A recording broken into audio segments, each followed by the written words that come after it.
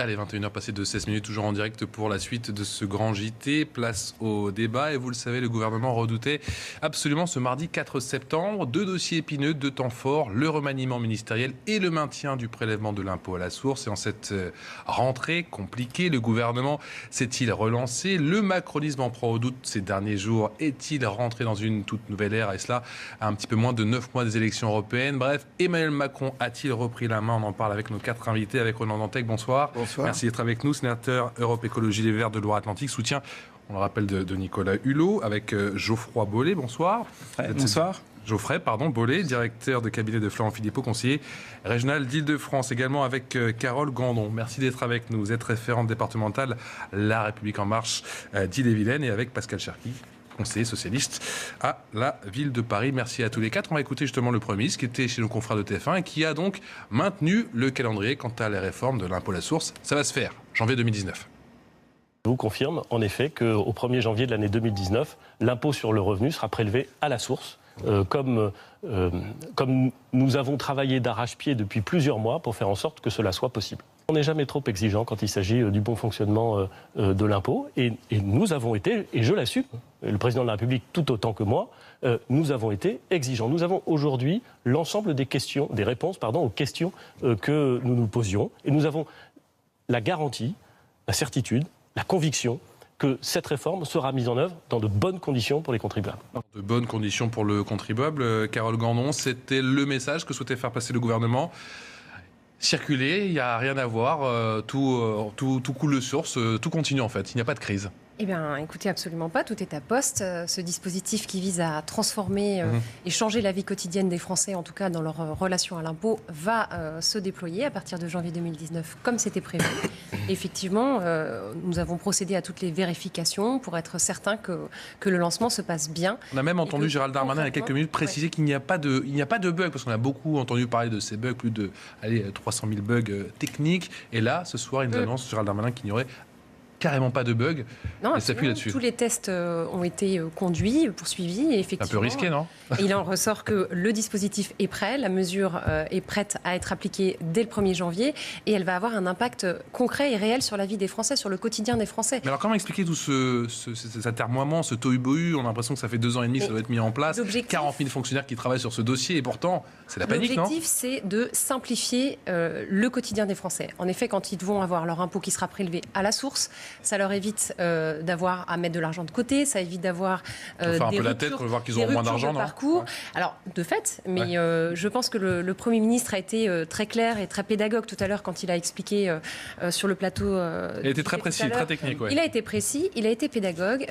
Moi, je pense qu'il s'est adressé à l'intelligence des Français en expliquant que oui, il y aura un impact sur la feuille de paie dès le mois de janvier, mais ça, les Français peuvent le comprendre. Et surtout, ce qu'ils vont gagner, c'est qu'on va éviter des ruptures de parcours lorsqu'il y a un changement dans les revenus. Donc, c'est une mesure, je pense, qui profitera. Ça ne va pas arranger les ménages qui, d'une année sur l'autre, en tout cas, vont gagner plus d'argent. Mais ça, je pense qu'on en parlera dans un instant. Il faut espérer qu'effectivement, il n'y ait pas de bug à la rentrée en janvier pour les Français. Mais à tout le moins, il y a eu un énorme bug de communication, puisque le gouvernement lui-même s'est un peu enfermé là-dedans, dans cette cacophonie, a fait naître des anxiétés qui n'existaient pas. Hein. C'est Macron lui-même qui a fait savoir qu'il avait des inquiétudes sur le dispositif, etc.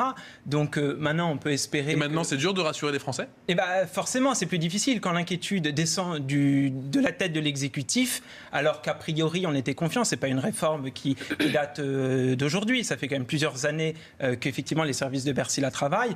Nous, aux Patriotes, sur le fond, on est plutôt favorables à ce changement de mode de perception de l'impôt. Mais le gouvernement a quand même créé une anxiété tout à fait inutile, dont il paye aujourd'hui un peu les conséquences, parce qu'on se dit que s'il était inquiet, c'est qu'il y a bien des raisons objectives.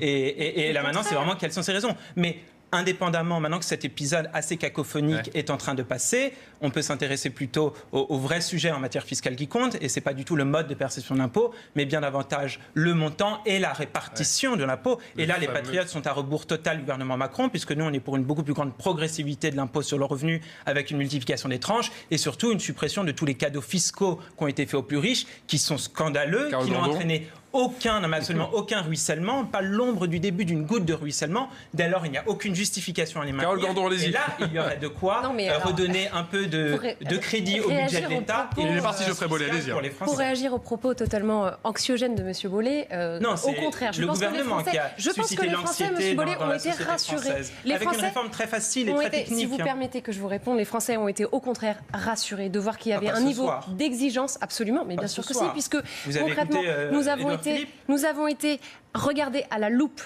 faire toutes les vérifications et tout vérifier avant d'appuyer sur le bouton pour être certain que la réforme s'applique en toute sérénité. Et encore une fois, concrètement, les contribuables français vont gagner. Il a évoqué un dispositif qui serait créé pour ceux qui donnent aux associations. Et pour le coup, je pense qu'on est tous concernés parce que nous donnons beaucoup aux associations. Je n'ai rien compris à la description de ce dispositif. J'aimerais écouter Pascal Cherki. Est-ce que vous êtes étonné que le gouvernement, finalement, n'ait pas reculé sur cette question? Je vous sentais un petit peu étonné tout à l'heure. Non, mais moi, je souhaitais que le gouvernement maintienne cette disposition. Favorable à un prélèvement d'impôt à la source. Donc voilà, après qu'il ait hésité, bon, tout ça n'est pas très grave, qu'il ait eu des angoisses, il se pose des questions, on parlera de vérification, d'inquiétude. Peu importe, moi je regarde le résultat et la réforme s'appliquera pour la prochaine rentrée fiscale, c'est l'essentiel. Après, si on veut parler fiscalité, il faut qu'on vienne au vrai débat. Bon, la question c'est la progressivité de l'impôt. On a un impôt qui est très injuste sur le revenu en France. Il est très concentré. Les plus riches y échappent de manière très conséquente. Il n'y a pas assez de tranches d'impôt sur le revenu. Je rappelle qu'il fut un temps, il y avait même jusqu'à 15 tranches. Le taux marginal était plus important. Je me suis donné un peu technique. Et le rapport 2 francs moins avec la TVA, qui est un impôt proportionnel et qui frappe tout le monde, quel que soit son niveau de revenu, de la même chose. Bon. Et ça, c'est le vrai sujet de la réforme fiscale. Et donc, que l'impôt à la source, que le prélèvement à la source permette de faire un petit pas vers ce chemin-là, moi, c'est pour ça que je l'avais soutenu quand François Hollande et Jean-Marc Ayrault avaient initié cette décision. Je ne vais pas me dédire maintenant parce que c'est Emmanuel Macron. Voilà, l'important, c'est que ce soit fait. Mais la vraie question de fond, c'est l'injustice fiscale. Et je vais vous dire, madame, je pense que vous devez réfléchir à la manière dont les Français perçoivent la politique fiscale du gouvernement depuis le début. Parce que vous êtes privé de marge de manœuvre, y compris pour faire des réformes de plus grande justice fiscale, en ayant fait un cadeau énorme, avec la réforme de l'ISF qui coûte plusieurs milliards, et qui fait qu'aujourd'hui, vous privez de marge de manœuvre pour mener des politiques plus redistributives, d'amortissement social plus juste, de soutien aux associations et autres, et même, y compris, de pouvoir à un moment donné aller vers une plus grande progressivité. Ronan Dantec, vous êtes sur la même ligne. Sujet. Sur le fond, je crois qu'il y avait un certain consensus sur l'impôt à la source. Mais plus de 60% des Français sont pour. En plus, oui, non. Mais moi, je suis quand même très surpris de cette journée. Où on a passé effectivement une journée à se demander si on allait ou non garder cette réforme technique. C'est une réforme technique, c'est pas une réforme fiscale, c'est une réforme technique, même s'il y aura quelques conséquences. C'est une réforme technique, mais qui intéresse tous les Français parce qu'on parle d'argent. Donc oui, mais je voulais réagir à votre dernier propos. Au même moment, Nicolas Hulot pleurait. Ouais. Pleurait. Et en fait, les réactions politiques de la journée, c'est que finalement, la seule chose qui intéresse les Français, c'est leur feuille de paie. Moi, je ne crois pas. Moi, Hulot pleurait parce que son échec, parce qu'il le présente bien comme un échec, certains essaient de le présenter différemment, mais c'est bien un échec. Son échec, c'est des centaines de milliers de morts. C'est des gens qui, à 20, 30 ans, ont leur vie, y compris dans nos sociétés à nous, profondément menacée. C'est de me dire que le prélèvement à la source, c'est juste la feuille d'impôt et que Nicolas Hulot, c'est juste le big picture. Moi, je ne fais pas énormément de débats de plateau politique comme ça, mais est-ce que la priorité des Français, c'est vraiment le débat technique sur l'impôt à la source, ou est-ce que ce sont les grands choix qui doivent être pris maintenant pour que nos sociétés ne soient pas en danger de mort demain? Moi, je crois que les Français sont en train de basculer. Et je crois que ce qui se passe avec Hulot aujourd'hui va rester beaucoup plus longtemps que la question de l'impôt à la source, même s'il y a 2-3 questions techniques encore à régler. Et je trouve que la machine médiatique et même les réflexes politiques de ce groupe politique dont je suis aussi un membre ne correspondent finalement pas probablement aujourd'hui aux priorités des Français. Les priorités des Français, je crois que ce sont les larmes du lot. Moi, je pense que les priorités des Français... Je partage en grande partie entre l'impôt prélèvement à la source et les enjeux du réchauffement climatique et les effets que ça va avoir. Je suis d'accord qu'il n'y a pas photo, mais je pense qu'il ne faut pas opposer le combat écologique pour le combat pour la justice sociale. Voilà. Et je pense que les Français sont préoccupés des deux. Parce que si l'écologie ne s'incarne pas aussi dans un combat pour la justice sociale, vous n'aurez pas l'adhésion de la majorité de la population. D'ailleurs, Nicolas Hulot le disait lui-même. Donc c'est pour ça, cher Ronan, qu'il ne faut pas opposer l'un à l'autre. L'écologie ne doit pas être l'ennemi de la feuille de paye. Je ne crois pas que Et du c'était pouvoir dans d'achat. Carole Gandon, mon et intervention. après Geoffrey Blay. Tout à fait d'accord avec vous sur ce point, Monsieur Cherki. En revanche, je ne partage pas du tout votre propos sur la fiscalité que nous avons mise en place, les mesures fiscales qui visent à favoriser l'investissement productif, à accélérer les embauches et à libérer le travail et effectivement et à fluidifier le marché du travail en France. Concrètement, la transformation de l'ISF en impôt sur la fortune immobilière, Monsieur Cherki, l'objectif c'est quoi ? C'est de lutter contre la rente. Enfin, est-ce qu'on s'interroge sur Permettez-moi de terminer. Vous voulez qu'on s'interroge sur le coût du capital? Mais oui, mais ça donc, c'est... concrètement, on continue de taxer le patrimoine immobilier de fait. On maintient en effet une fiscalité sur le patrimoine immobilier parce que nous ne voulons pas construire une société de la rente.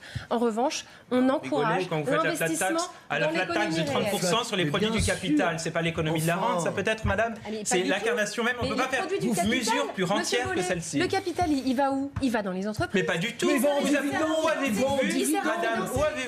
Où avez-vous vu? C'est très intéressant parce que c'est toute la théorie du ruissellement d'Emmanuel Macron qui a justifié ses cadeaux aux plus riches.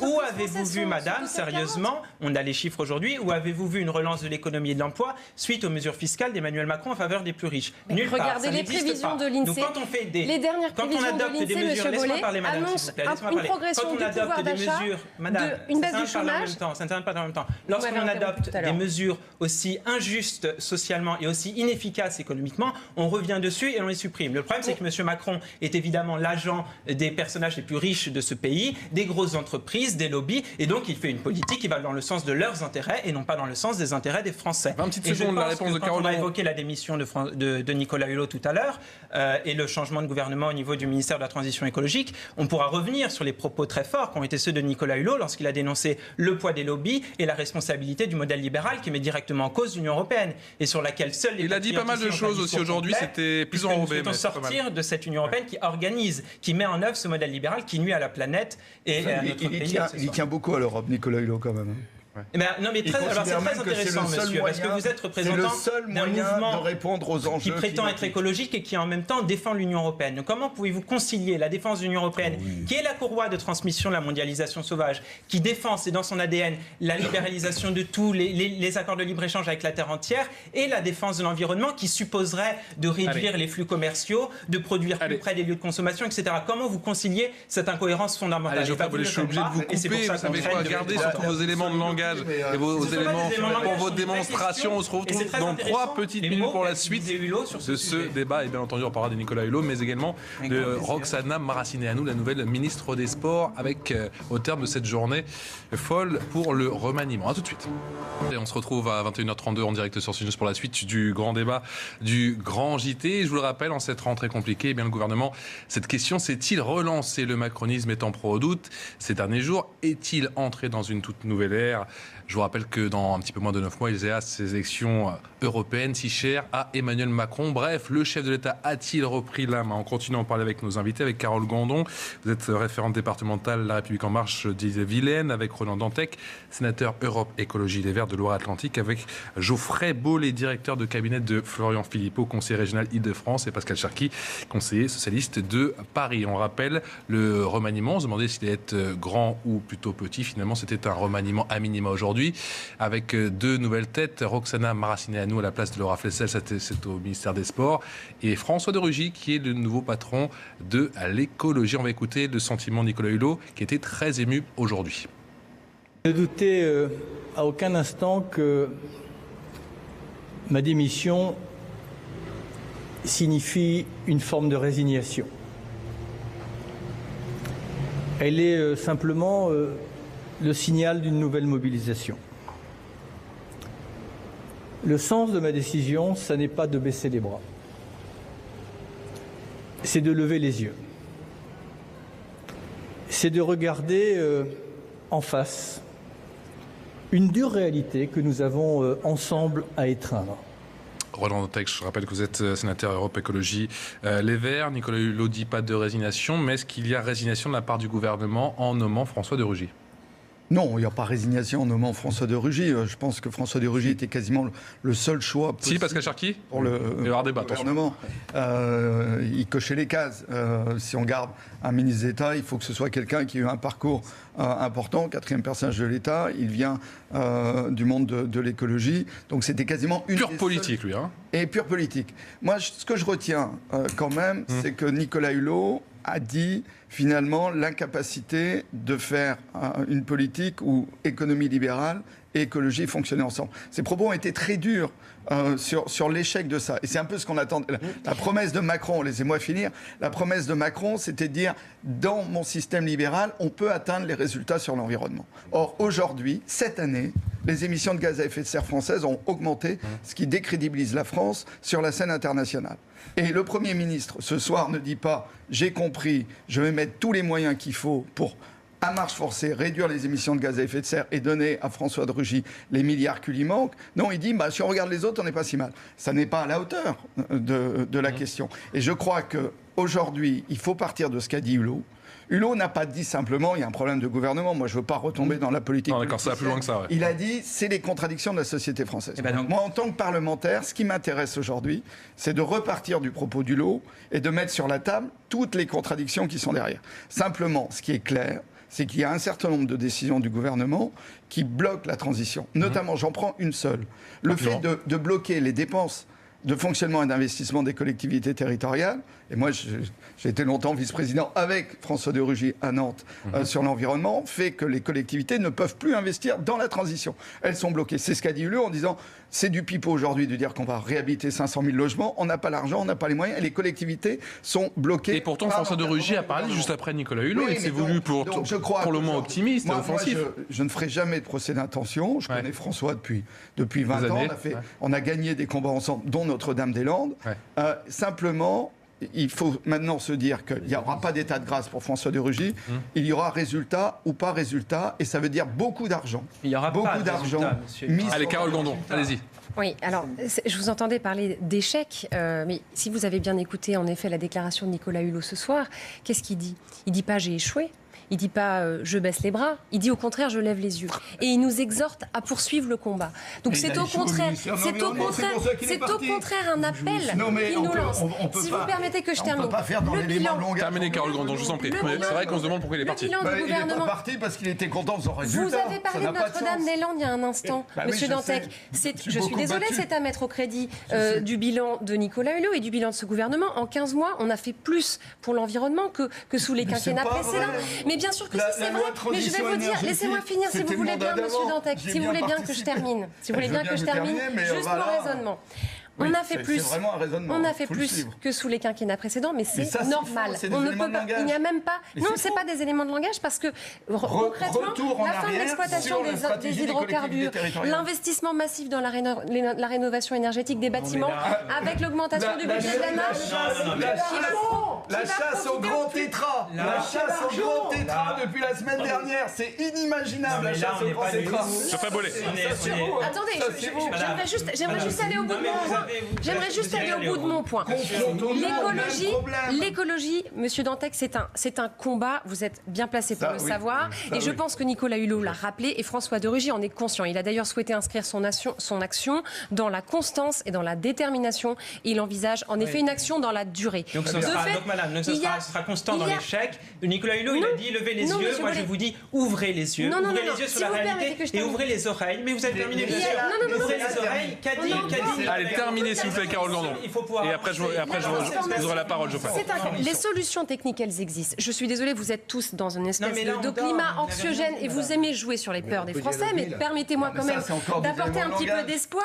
Non, il y a des solutions qui existent. Les solutions techniques, elles existent. Maintenant, ce qu'il faut qu'on fasse, c'est qu'on adapte la société, c'est qu'on transforme les modes de consommation, les modes de production, la façon qu'ont les gens d'habiter, de se déplacer, etc., de consommer. Et donc, ce travail-là, c'est un travail en profondeur qu'il faut faire. Et de fait, Nicolas Hulot a exhorté le gouvernement à le poursuivre et nous le poursuivons. Allez, la réponse de Geoffrey Bollé. Allez-y. C'est très simple. Il a dit moi je vous dis ouvrez les yeux, ouvrez les oreilles. Nicolas Hulot, il a parlé de deux choses. Il a parlé des lobbies chimiques. Donc pour y faire face, il faut rebâtir une puissance publique qui a conscience de l'intérêt général, qui n'hésite pas à actionner le principe de précaution lorsque c'est nécessaire et qu'il sache faire face à ces lobbies. Et il a parlé du modèle libéral dans son ensemble, structurellement, il a cité d'ailleurs le traité en négociation avec le Canada, le CETA, etc., pour le dénoncer.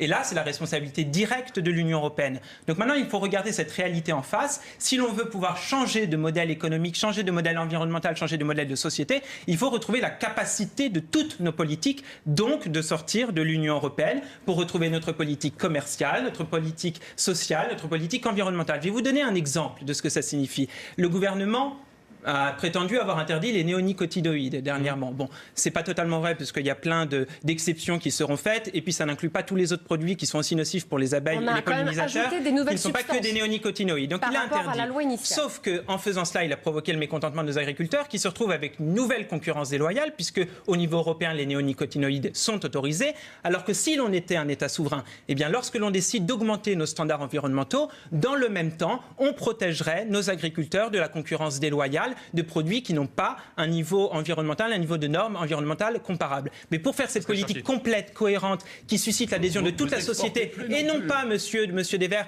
une politique où l'écologie devient préjudiciable ou contrainte, eh bien, il faut être souverain. La démonstration est faite, sauf que je suis le seul ici, et les Patriotes sont les seuls sur la scène politique française, à tirer les conclusions pleinement et à dire la vérité aux Français. Pascal Cherki. Non, mais là, on pourrait, dans le temps qui nous est imparti, c'est un peu délicat, compliqué d'aborder tous les sujets, et y compris la politique européenne mériterait des nuances. Moi, j'ai été un grand partisan du non en 2005 au traité constitutionnel européen. Je reste extrêmement critique sur les traités. Et on va y arriver vite avec les élections. Mais je pense qu'à la crise de l'Europe actuelle, la crise libérale de l'Europe, il faut une solution européenne. Mais ça demanderait qu'on en discute. Il y a des points sur lesquels... Il faudrait qu'on en débatte, Monsieur, parce que nous, je vous ai écouté. Mais je vais vous écouter aussi. Il y a des points sur lesquels je pourrais être d'accord avec vous sur la critique. Je ne suis pas forcément d'accord sur les solutions. Mais ça nécessitera un débat, on l'aura au moment des élections européennes. Je l'espère. Moi, ce que je constate, et sans faire injure à François de Rugy, je dirais un mot sur Roxana Marcinelle. C'est que François de Rugy, finalement, est là pour continuer la même politique. Voilà. Que Nicolas Hulot, à bout d'un moment, a dit... Attendez, mais madame, je vous ai écouté, mais on peut ne pas être d'accord avec... C'est le projet que les Français ont plébiscité, M. Cherki, aux dernières élections. On peut ne pas être d'accord... Madame, on peut votre engagement, Pascal Cherki, on peut ne pas être d'accord avec vous, et en même temps, vous pouvez ne pas être d'accord avec moi, et en même temps, s'écouter. Bon. Donc, ce que je veux dire par là, c'est que François de Rugy, c'est une caractérisation politique, est là pour continuer la politique qui a été menée jusqu'à présent. D'ailleurs, le Premier ministre n'a pas annoncé d'inflexion substantielle sur cette politique. Cette politique qui a été menée, voilà, Nicolas Hulot, on a tiré un certain nombre de conséquences sur finalement la difficulté à pouvoir, en menant cette politique, je ne parle pas de ses intentions, de sa volonté, atteindre des résultats à la hauteur des enjeux que provoque la crise environnementale. Et il a fait un constat d'une extrême gravité. Le gouvernement avait deux possibilités. Soit il partait de la nécessité de définir une autre politique écologique, et donc, à partir de ça, réfléchir à qui pour l'incarner. Et l'incarnation a été moins compliquée. Soit on ne change pas de politique, et donc on cherche la personne qui va permettre d'avoir la surface suffisante pour permettre de continuer la même politique sans que ça crée des problèmes. Et donc on a eu... Alors, est-ce qu'on prend Cohn-Bendit? Est-ce qu'on prend Canfin et Madame Toubiana? Et à la fin, il restait quoi en magasin? Monsieur de Rugy, président de l'Assemblée nationale. Qui a été choisi pour sa docilité. Dont on ne peut pas dire qu'il ait fait preuve d'une énorme pugnacité. Je termine. Dont on ne peut pas dire qu'il ait fait preuve d'une énorme pugnacité quand le débat sur les glyphosates. Madame, quand le débat sur les glyphosates est arrivé à l'Assemblée nationale, on ne peut pas dire qu'il ait fait preuve d'une grande autorité, d'une grande pugnacité pour convaincre son propre groupe politique de ne pas voter la mesure ridicule. Il était président de l'Assemblée nationale, donc il n'a pas à prendre part dans les débats. Quand Philippe Seguin était président, quand Emmanuel était président, il était capable de lever la voix. C'est un écologiste, M. Cherki, c'est un écologiste, ça a été rappelé. C'est dans son ADN, c'est dans son logiciel politique que de faire de l'écologie. Et concrètement, nous avons fait un choix cohérent de mettre comme ministre de l'écologie un écologiste qui est quelqu'un, un carriériste. Mais oui, totalement. Mais regardez son parcours. Son parcours, il n'a même pas respecté ses engagements pendant la primaire du Parti socialiste. Moi, ce que je retiens, rien d'autre. Je ne veux pas attaquer la personne. François de Rugy était coprésident du groupe écologiste à l'Assemblée nationale sous François Hollande. Voilà, je ne dis pas qu'il n'a pas de conviction, il est écologiste, il n'est plus à ELV aujourd'hui, mais il continue les combats de ELV différemment avec Emmanuel Macron dans sa tête. Mais moi, ce que je constate aujourd'hui, c'est pas l'homme, c'est qu'il n'y a pas de changement de politique annoncé par le Premier ministre. Merci à tous les quatre. Merci Roland Dantec, Geoffrey Bollé, Carole Gandon et Pascal Cherki d'avoir débattu tous les quatre ce soir dans le Grand JT. Vous ne bougez pas, les voix d'info avec Sonia Mabrouk, c'est dans quelques toutes petites secondes. À tout de suite.